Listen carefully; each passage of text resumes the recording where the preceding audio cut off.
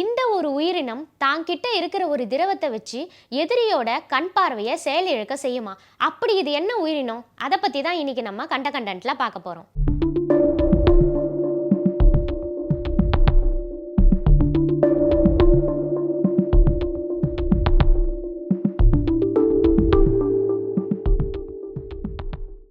Pacific ocean California பீச்லலாம் காணப்படுற ஒரு வித்தியாசமான உயிரினம் தான் கடல் முயல். இதை ஏன் கடல் முயல் அப்படின்னு அழைக்கிறாங்கன்னா, இதுக்கு மென்மையான 2 உணர்வு கொம்புகள் இருக்குமா. அதனால இது பார்க்கறதுக்கு எக்ஸாக்டா முயல் மாதிரியே காட்சி அளிக்குமா. இதனால தான் இதை கடல் முயல் அப்படின்னும் அழைக்கிறாங்க. இந்த கடல் முயல் கடல்ல இருக்கிற தாவரங்களை தான் ரொம்ப விரும்பி சாப்பிடுமா. அது மட்டும் இல்லாம புரதங்களால் ஆன ஓடு மாதிரியான ஒரு அமைப்பும் இதுக்கு இருக்குமா.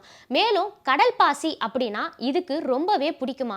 அதையும் இது உட்கொள்ளுமா. எதிரிகள் இதை தாக்க வரும்பொழுது சில டைம் கடல் பாசிக்குள்ள போய் இது புகுந்துக்குமா. ஒரு சில டைம் கடல் பாசி என்ன கலர்ல இருக்கோ அதே கலர்ல இது பாடியை சேஞ்சும் பண்ணிக்குமா.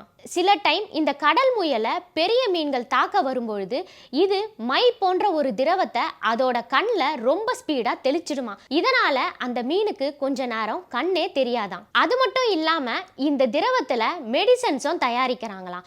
மேலும் இதோட ஸ்கின்ல ரொம்ப நச்சுத்தன்மை அதிகமா இருக்கிறதுனால மீனவர்கள் இதை பிடிக்கிறதும் இல்லையா. ஆனா சைனால இதை ஒரு உணவா சாப்பிட்டுட்டு வராங்க. சாஸ்ல மேரினேட் பண்ணி இதை ஃப்ரை பண்ணி அவங்க சாப்பிட்டுட்டு வராங்க. இந்த கடல் முயல் நூல் மாதிரி ஒரு அமைப்புல தான் முட்டையும் இடுமா. முட்டையை இட்டு கொஞ்ச நேரத்திலேயே அது இறந்தும் போயிடும் சொல்றாங்க. கடல் அட்டை மாதிரியே இதுவும் கடலோட தரைப்பகுதியை கிளீன் பண்ற ஒர்க்கை தான் பார்த்துட்டே இருக்குமா.